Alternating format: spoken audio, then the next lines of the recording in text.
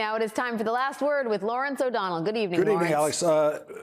In relation to a news item of the day, you have to help me with something because, and this is the part I'm embarrassed to admit because it's the only thing I have in common with Donald Trump. Oh, boy. Yeah. I've never been drunk. So, what? Well, my friend, sit down and I'll tell you all about it. So here's my question.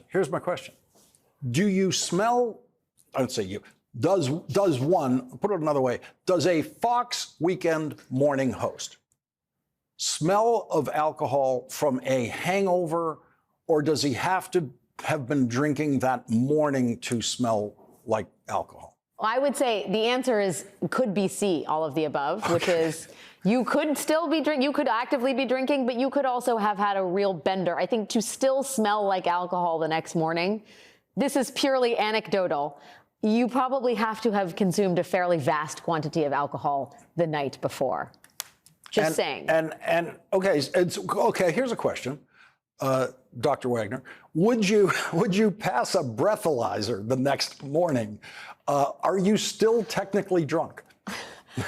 I mean, I hate it depends. using the word I know you in people these who have questions. woken up inebriated the next day, having consumed vast quantities of alcohol. I would assume if you are still drunk, you would not pass a breathalyzer test. If you can actively smell alcohol on someone's breath, I'm sure the internet and our lovely viewing audience will be able to weigh in with more stories on this. But yeah, we're going to crowdsource this. I would think one. if you were a Fox News host that had to take a breathalyzer test and you reeked of alcohol, you'd probably fail it. Well, Fox News is going to have to start thinking about it, I guess, according to what we now learned today. We are learning a lot, Lawrence. Thanks, Alex. Thank Have you. a good Thank show. you for your guidance. Thank you very much. Just anytime. Okay. Anytime. Thank you. Well, exactly 2 weeks ago at this very hour, I had seen enough of what was happening to Matt Gaetz' nomination for Attorney General in the United States Senate to declare with confidence right here that Matt Gaetz could not be confirmed. Wasn't going to happen. And just 2 days later, Donald Trump then withdrew Matt Gaetz' nomination for Attorney General. And tonight, Pete Hegseth's confirmation for Secretary of Defense has now hit the same wall in the United States Senate that blocked the Gaetz nomination. Pete Hegseth is not going to be confirmed for Secretary of Defense. It's all over. If we're on the same schedule we were on with the Matt Gaetz nomination, that means Donald Trump will give up on Pete Hegseth on Thursday. As I explained here last night, it only takes one Republican on the Senate Armed Services Committee to kill the Hegseth nomination in that committee. I also pointed out that that committee has 2 Republican women who will be the first senators to vote on the Hegseth nomination in that committee. And NBC News is now reporting that one of those women is now planning to make that a very, very difficult confirmation hearing for Pete Hegseth if he somehow dares to show up for that 2 months from now. NBC News broke the news today of the number of Senate Republicans who are not supporting the Hegseth nomination. It only takes 4 Senate Republicans added to all the Democrats to defeat any Republican nomination on the Senate floor in the full Senate vote. And NBC News is reporting as many as 6 Senate Republicans, perhaps more, are currently not comfortable supporting Hegseth's bid to lead the Pentagon as new revelations about the former Fox News anchor's past continue to be made public. And you can be absolutely sure that there will be no information about Pete Hegseth coming out that will make any senators more comfortable in supporting his nomination. NBC News reports Senator Joni Ernst, Republican of Iowa, who sits on the Armed Services Committee, would not commit to supporting Hegseth's nomination and said she planned to grill the former cable news host about news accounts of his alleged alcohol abuse, mistreatment of women, and financial mismanagement. We're just going to have a really frank and thorough conversation, Ernst said of Hegseth's nomination process. Pete Hegseth cannot survive a really frank and thorough conversation. That is Republican Senator Joni Ernst's way of saying Hegseth doesn't have a chance. It may be that the only thing we're waiting for is for Donald Trump to decide who his next choice for Secretary of Defense will be before he gets rid of Pete Hegseth. Last night, in an interview with Rachel Maddow, Jane Mayer, who delivered career-ending reporting for The New Yorker about Pete Hegseth career-ending reporting for The New Yorker on Sunday about his public drunkenness and abuse of women, said there is probably much more to come. It's been almost a day since this story came out, and my phone has been ringing off the hook. I have been hearing from many more people who worked with Pete Hegseth who have come out of the woodwork to say they too have stories along the same lines. They too have stories along the same lines. Some of those people who worked with Pete Hegseth came out of the woodwork to tell NBC News about just how drunk you can be hosting a Fox morning show. NBC News reports Pete Hegseth, President-elect Donald Trump's pick for Defense Secretary, drank in ways that concerned his colleagues at Fox News, according to 10 current and former Fox employees who spoke with NBC News.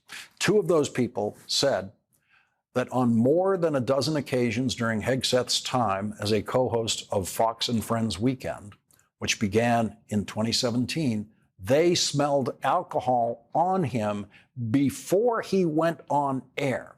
Those same two people, plus another, said that during his time there, he appeared on television after they'd heard him talk about being hungover as he was getting ready or on set. One of the sources said they smelled alcohol on him as recently as last month and heard him complain about being hungover this fall. Everyone would be talking about it behind the scenes before he went on the air. One of the former Fox employees said. 3 current employees said that his drinking remained a concern up until Trump announced him as his choice to run the Pentagon, at which point Hegseth left Fox. 1 current and 2 former Fox employees said they felt like they needed to babysit Hegseth due to his drinking and late nights.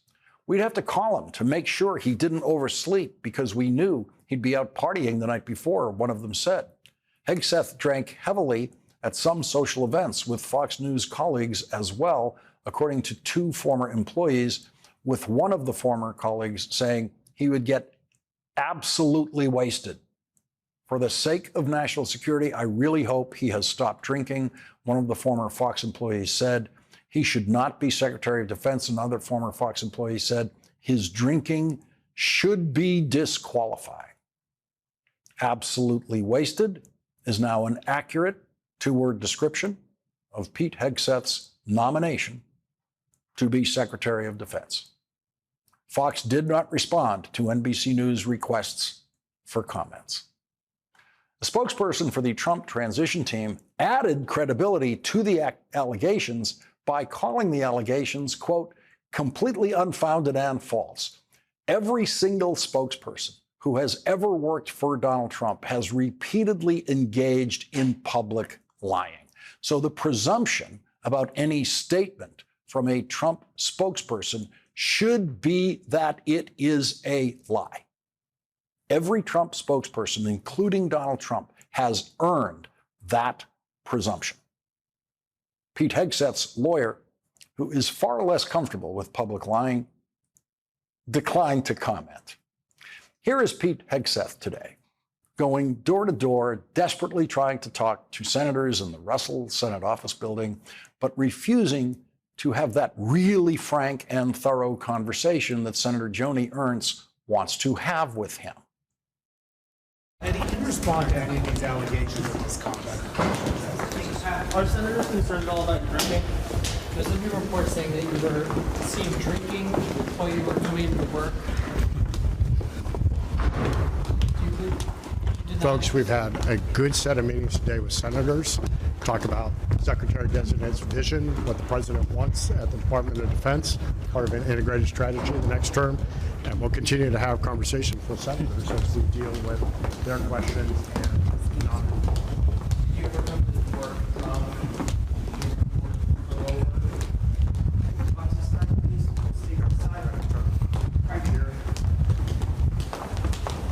Senators asking you about any of these allegations? Have you heard from Senator Wicker at all about the reports?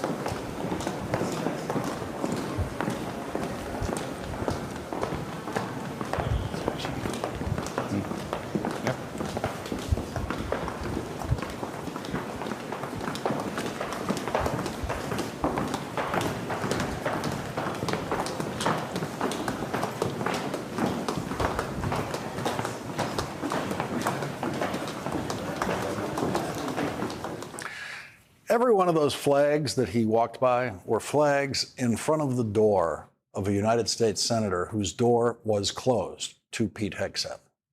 That is an awful long way to walk in the Russell Senate Office Building between meetings with senators who would normally be very eager to speak to a nominee for Secretary of Defense. And I mean senators from both parties.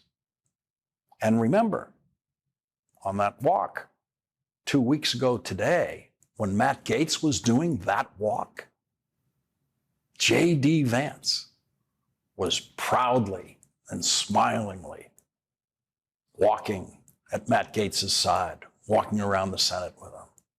It was a parade of clowns.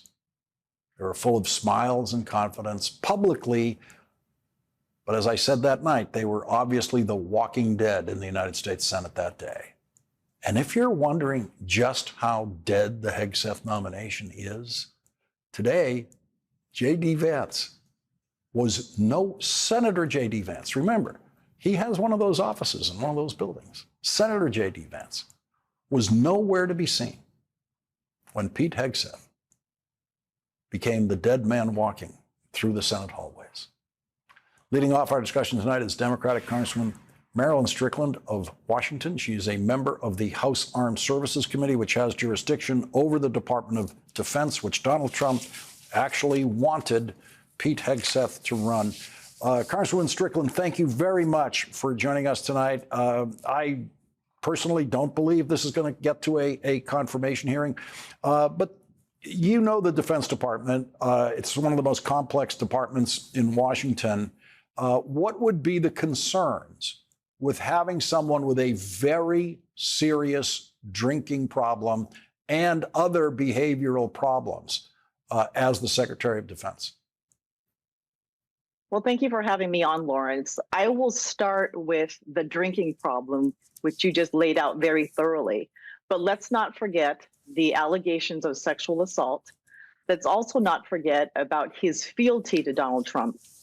Donald Trump wants to do three things. He wants to weaponize, he wants to compromise, and he wants to demoralize our national security apparatus and our intelligence apparatus. And what I see in this nomination is an insult to the American people. There's also a double standard. It would never cross the mind of a Democratic president to nominate someone who is so unqualified and has so much overt baggage. And that person would immediately withdraw their nomination, if anything, if a hint of this came out. So the fact that they are still proceeding with this really tells you that they think they may go forward with it. I don't see a Senate confirmation happening, but the fact that this is even considered, he's even considered a nominee, is appalling and an affront to the American people. When I believe we're going to be moving on to another nominee at some point, and it'll be a question of, and in fact, there are reports tonight that Donald Trump is considering replacing Pete Hegseth with Florida Governor Ron DeSantis, who also has military experience, but doesn't have anything like the kind of national security experience that has been common in many secretaries of defense. Absolutely. I mean, think about who we have right now as Secretary of Defense, Lloyd Austin, a four-star general who has served admirably, and then switching over to Pete Hegseth. And when that doesn't work out, he will go to Governor DeSantis. And it says a few things. It says that Donald Trump is unserious about protecting and defending our nation. He wants to weaponize the military, and he's only, again, looking for loyalists who are going to have fealty to him. As we think about the Senate confirmation process, I know that senators are watching this very carefully, and it is my assumption that they will grill these nominees thoroughly, but also do what's best for our defense, for here at home, and our allies around the world. But this parade or carousel of nominees going through already, it's early December, Lawrence, and here we are talking about another nominee who won't likely even make it to a nomination or the Senate confirmation process. So if a nominee like Hegseth made it through the Senate confirmation, and I believe we're now into hypothetical questions because I don't think he would. He would then become Secretary of Defense. He would then find himself testifying to your committee in the House. Would Democrats on the House Armed Services Committee just consider everything raised at his Senate confirmation hearing to be the past, and would you still want to go into the issues that are now being raised about him? If he passes the Senate confirmation, and I really don't believe this is going to happen, I believe he will withdraw the nomination before this week is over. But let's just say something crazy happens and he gets through and we're going to question him. We have to talk about his qualifications and his competence to even do the job. Being Secretary of Defense is one of the biggest, most important jobs and the scope of authority. You are reporting to the Commander-in-Chief. You have to be competent. You're overseeing the branches of the military. You're working on national security. And the idea that someone with all this baggage who is unqualified for the job could even serve is just ridiculous. And so, again, I think he will withdraw his nomination before this week is over. There will probably be another nominee. But again, the double standard, Lawrence. Why is it that we are having a conversation on national news about this person who is clearly unqualified and has so much baggage, and the only qualification he has is that he is loyal to Donald Trump? Congresswoman Marilyn Strickland, thank you very much for joining us tonight. Thank you for having me. And I just want to go to this breaking news from the Wall Street Journal. It is the Wall Street Journal that is reporting under the headline, Trump mulls replacing Pete Hegseth with Florida Governor Ron DeSantis. President-elect is discussing replacing the current Pentagon nominee as the former Fox News host faces mounting scrutiny over allegations about his personal life. The Wall Street Journal is the one to break that story about Donald Trump already moving away from the Hegseth nomination. Coming up, President Biden is shipping more aid urgently to Ukraine, and Russian propagandists on television are gleeful at Donald Trump's cabinet choices, who they expect to serve Vladimir Putin's interests. Yale history professor Timothy Snyder joins us next.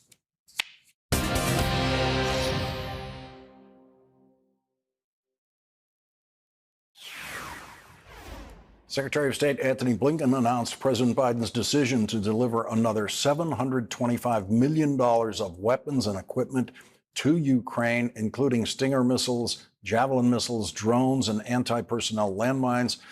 The United States and more than 50 nations stand united with Ukraine, the Secretary of State posted on social media. National Security Advisor Jake Sullivan emphasized the reason for this aid was that, quote, the president is seeking to put Ukraine in the strongest possible position, and we will continue to execute upon this strategy in support of Ukraine and its fight for freedom. NATO Secretary General Mark Rutte said that President Biden's approach is shared by members of the NATO alliance. Quote, so I would say more military aid and less discussions on what the peace process could look like, Rutte said at NATO's headquarters in Brussels today. Meanwhile, time is running out. Russia's deputy ambassador to the United Nations said last week that the Trump White House cutting off aid would deliver what he called a death sentence to Ukraine. Russia's state media propagandists are gloating over the Trump cabinet picks and are confident that they will serve Vladimir Putin's interest. Ну, такая отличная команда идет вместе с Трампом. По Украине, правда, нет, а вот по всему остальному, ну, просто их вот допустить, они Америку за полчаса разберут на кирпичики. Шпаталь, да? Вот взяли его сейчас, его планируют, этого парня. Я его тоже лично, я полностью за то, чтобы он пришел вместо Кристофера Рэя в ФБР. Это еще один человек, там один такой же уже будет в Министерстве обороны. Joining our discussion now is Timothy Snyder, professor of history at Yale University. He's the author of the New York Times best-selling books on freedom and on tyranny. Professor Snyder, this latest rush of aid to Ukraine is probably the last from the Biden administration. Can't be sure of that. But how much difference can it make at this point? Well, it can keep the Ukrainians going. I mean, the combination of getting these things off the shelf, plus the permission to use short-range missiles across the border with Russia, gives the Ukrainians a fighting chance going into the winter, and it's certainly a morale booster. 2025, though, is going to see whether we will be able to put the Ukrainians, or Europeans will be able to put the Ukrainians in a position where they can actually get Russia to negotiate. That would require much more than we've done thus far. We see on Russian television that they seem to know these Trump nominees rather well, or know what they hope to expect from them. Yeah, I mean, it's funny, if you watch Russian TV, it's like you have a 72-hour advance over American television in terms of who the nominees are going to be and what their problems are going to shake out to have been.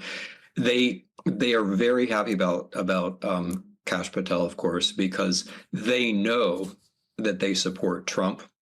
And they know that Kash Patel is somebody who is going to resist that story, and has even promised to prosecute people who tell the truth about that story. And they love Hegseth because they think he would just bring absolute chaos to our defense, which is no doubt true.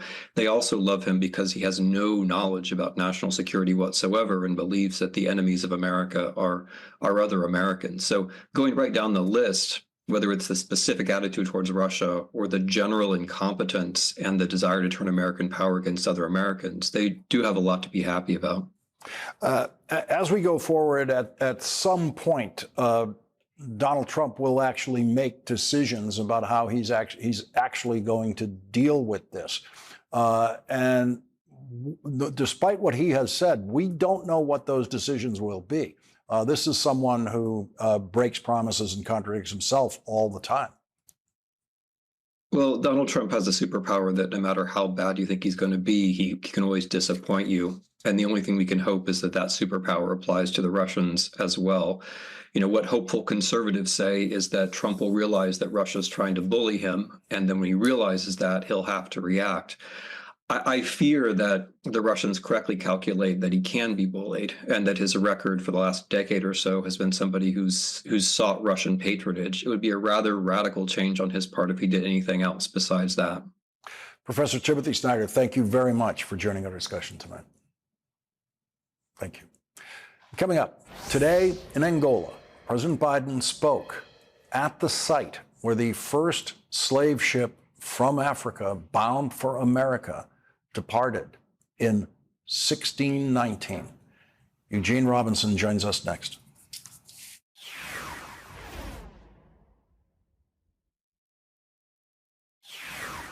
The beginning of slavery in the United States. Cruel, brutal, dehumanizing. Our nation's original sin, one that haunted America and cast a long shadow ever since.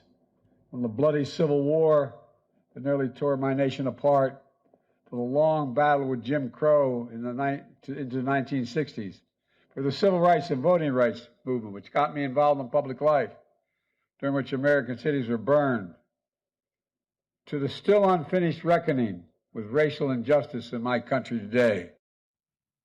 That was President Biden today at the National Museum of Slavery just outside Luanda, the capital city of the African nation of Angola. President Biden is the first American president to visit Angola. The New York Times reports historians believe that people from the southern African nation of Angola accounted for one of the largest numbers of enslaved Africans shipped to the United States, including the first to arrive at Point Comfort, Virginia in 1619. on that first slave ship were the parents of William Tucker, who was the first child born into slavery in the United States. Before today's speech, President Biden met privately with Wanda Tucker, a descendant of William Tucker. Today, millions of African Americans have roots in Angola. Our people lie at the heart of the deep and profound connection that forever binds Africa and the United States together. We remember the stolen men and women and children who were brought to our shores in chains, subjected to unimaginable cruelty. Here with us today are 3 Americans who are direct descendants of Anthony and Isabella, whose first enslaved Africans in America. Wanda Tucker of Hamilton, Virginia. Wanda, are you there? There you are, Wanda. God love you.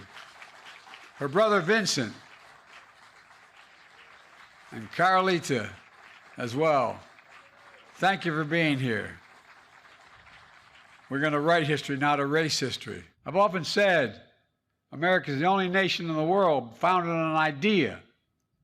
Most countries are founded based on race, ethnicity, religion, geography, some other attribute. But the United States founded on an idea, one embedded in our Declaration of Independence. That is that all men and women are created equal and deserve to be treated equally throughout their lives. It's abundantly clear today we have not lived up to that idea, but we've never fully walked away from it either. And that's due in no small part to the determination and dreams of African Americans, including Angolan Americans. President Biden today became the first American president to visit the site where the first slave ship from Africa, bound for what is now the United States, departed Angola.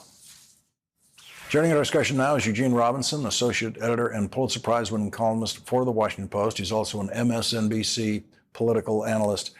Eugene, your reflections today on the president going to the literal first point of departure where slavery began.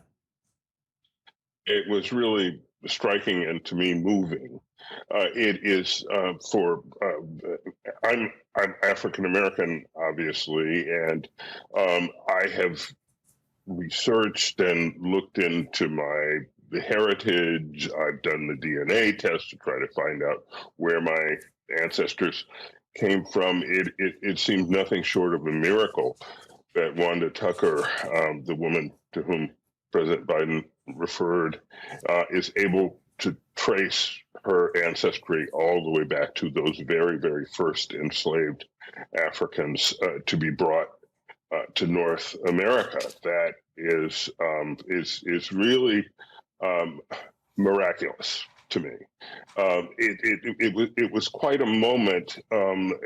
Angola probably suffered more than any other region of Africa from the ravages of the Atlantic slave trade. More people were taken from that region really than from any place else. The vast majority taken from Angola went directly across the Atlantic to Brazil. Of course, both at the time Portuguese colonies, in the millions to Brazil, but some went to the Caribbean and some came to North America, and that's something that President Biden highlighted today, and something that many Americans, many African Americans, really haven't been that aware of. President Biden today became the 6th American president to actually visit Africa. That would not count Franklin Roosevelt, who had a secret meeting with Winston Churchill in Morocco on the northern tip of Africa during World War II. But there they are up on the screen. And it took a very, very long time, Jimmy Carter, for the first American president to say, I'm going to Africa. The American president needs to go to Africa. It took a very long time. And look, this is a time when the United States should be much more engaged with Africa than it has been over the past decade, and that's not just for historical reasons. It's for strategic and very practical reasons. Africa is where much of the history of the next century will be written. It's the fastest growing segment or sector region of the world, where birth rates are still high. And as the president noted today, in 2050, 1 of every 4 human beings will live on the African continent. And we pay far too little attention to Africa. We do so at our peril. Both Russia and China have been there over the last decade, establishing links, building infrastructure. In the case of Russia, making mischief, sending the Wagner Group and its mercenaries to fight in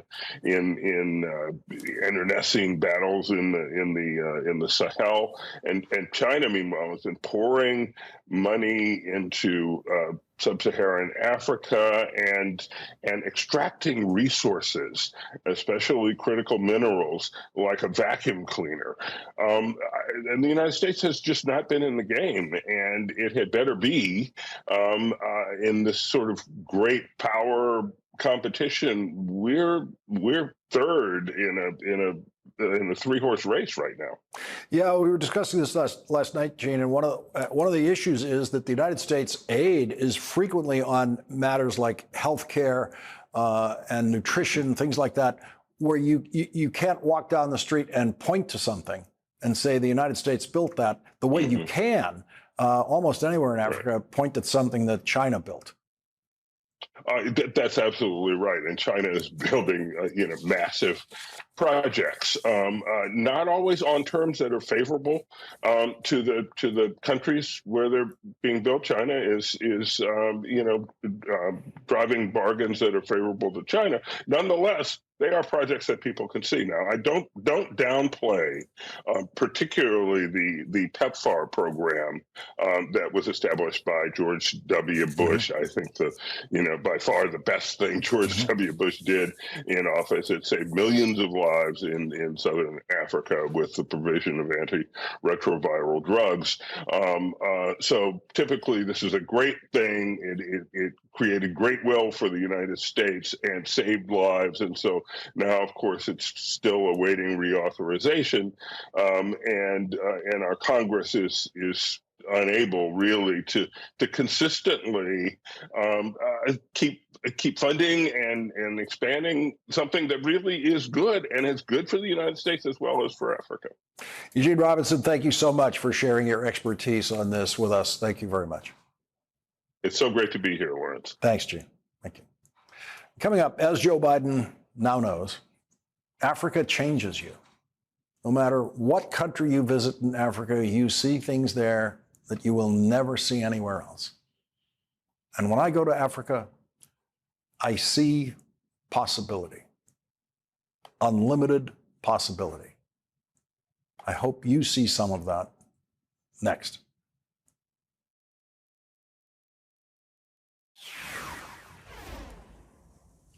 This desk is 14 years old. It is my most prized possession. It's exactly like the desks that I delivered to one classroom in Malawi on my first trip to that country 15 years ago. I paid for that first classroom of desks, about 30 desks, with the cash that I had in my pocket. It wasn't too expensive. And when I told that story on this program, when this show was only 3 months old, you, the audience of this program, opened your hearts to the kids in need of desks. And your generosity has enabled us to deliver almost 400,000 of these desks to schools in Malawi. All of the desks are made in Malawi by workers who would be unemployed and unable to feed their families without your support for kids in need of desks. The partnership that I created with MSNBC and UNICEF that we call the KIND Fund. This is the only desk that was built in that first factory in Malawi that was not delivered to a classroom. I bought this desk at the factory on my second trip to Malawi 14 years ago and brought it back to my office here at MSNBC, where I see it every day.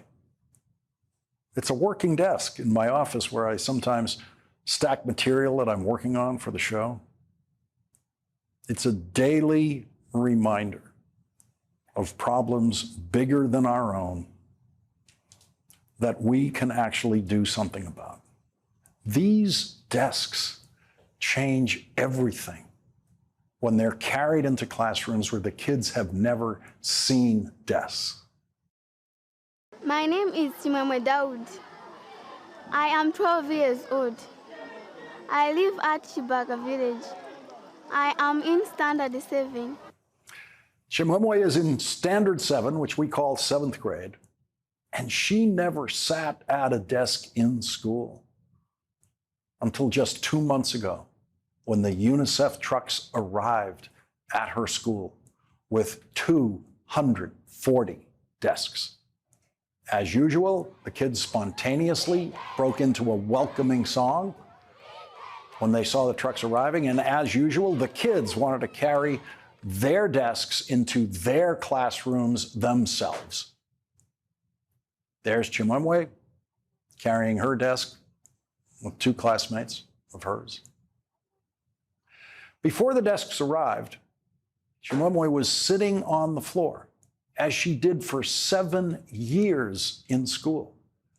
Trying to write while sitting on the floor is difficult. It's physically draining to sit on the floor, as everyone stuck in long delays in overcrowded airports with no seating over the weekend can tell you. All you have to do to realize how important chairs are in your life are to just take them all away. Most of these kids don't have furniture at home either. So many of them have actually spent their entire lives on the floor when sitting at home or at school, until they got to sit at their desks for the first time. Before we didn't have the desk, we faced problems like this. We were getting dirty and our handwriting was not very good. And like to me, a girl, it was not very good to sit on the floor because I was not sitting properly. Sitting on the floor, it was very difficult. But now you have bring the desk, I will sit comfortably. Student performance improves in so many ways that are simply physical. The ability to write at a desk for the first time, the ability to see the teacher clearly from your desk, how much easier it is to just stand up from the desk to answer a teacher's question. I am very excited for the desk because on the I am very happy. I will sit properly and my handwriting will be good. I won't even get data either. If a teacher asks a question, it will be easier for me to stand up because on the floor it was very difficult to stand up. Yes, I must just say I thank you for bringing us this at this school. When Chimwemwe makes it to high school, the KIND Fund will be there to help. Public high school in Malawi is not free, and the school fees, although tiny by our standards, are too expensive for most families in Malawi, and families are more likely to support sending a boy to high school than a girl. And so the girls' high school graduation rate in Malawi is less than half the boys' high school graduation rate. That's why the KIND Fund also provides scholarships for girls to attend high school in Malawi. You can help kids like Chimwemwe by going to lastworddesks.msnbc.com. You can make a contribution in any amount. You can designate that your contribution is for desks or for girls' scholarships. And you can make that gift in the name of anyone on your holiday gift list, and UNICEF will send them an announcement of your gift. Chimwemwe was already a great student when she was sitting on the floor, and now she'll be an even better student on her way to an education that will change her life. These desks hold the possibility, just the possibility, of lifting an indifferent student up to becoming a great student.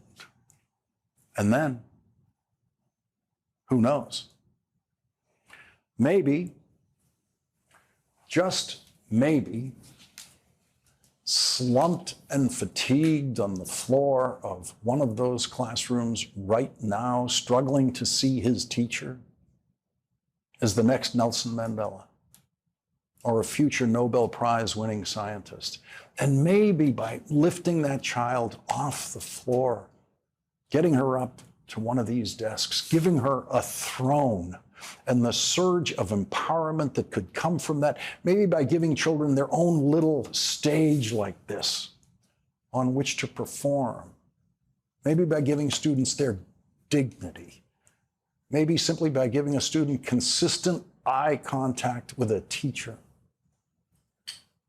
that classroom miracle can happen that transforms the unreachable student into a great student, and that great student could go on to do great things for her family, for Malawi, for Africa maybe, for the world, for all of us. Maybe. Just maybe. My favorite subject is English. I like it so much because I learn interesting stories. There is so interesting stories. There is folk tales, so that's why I do like it. Because I also like it in the future because I want to be a teacher. If a person is a teacher, if he doesn't know how to speak English, so how is he going to teach learners? Chimwemwe's English is already very good for a 7th grader in Malawi, where kids grow up learning their tribal language. I've met enough 7th graders in Malawi now to know that Chimwemwe can absolutely go all the way. 10 years from now, she can be a teacher. She can be a great teacher. I can never thank you enough for helping her get there. But no one says thank you better than the children of Malawi, who always sing their thank yous.